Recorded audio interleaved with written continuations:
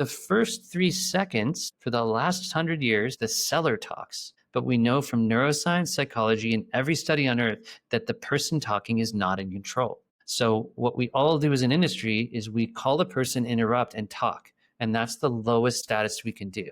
So I say your name and ask a question within 3 seconds, and you're talking.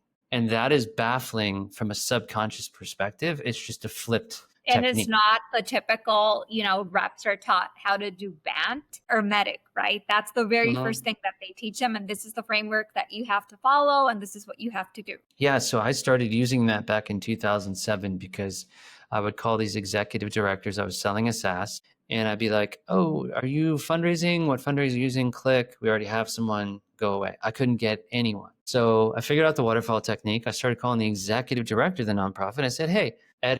It's like, "Yeah." I'm like, "Who heads up your fundraising?" It's like, "Marjorie does." Marjorie had already hung up on me. I called her back. I'm like, "Hey, I just talked to Ed. Give me your name." She's like, "Okay, what is it?" And then I came up with this interesting way of getting people to admit to pain. So I call someone and they say, "Hey, I use Blackbot." And I would say, "They're great. How's that working out for you?"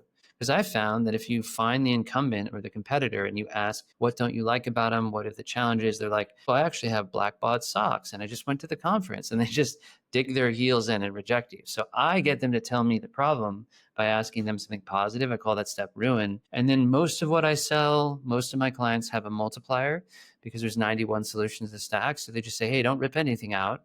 Just plug us in alongside what you have to multiply the effectiveness." So I have a 3-part series of pattern interrupts because what happens is, think about it this way. Many people do permission-based openers and they get meetings and they get business. So it has to work. So in the book, we call it a hybrid PBO. We call it a permission-based opener that is high status. It's just harder because junior reps starting out are always like, "Oh, could I get your time? Could I get 10 seconds?" And it's very like needy. But good reps like, "Hey, can I get a minute?" And they're very matter of fact and they can use anything basically. So it really is tonality that matters.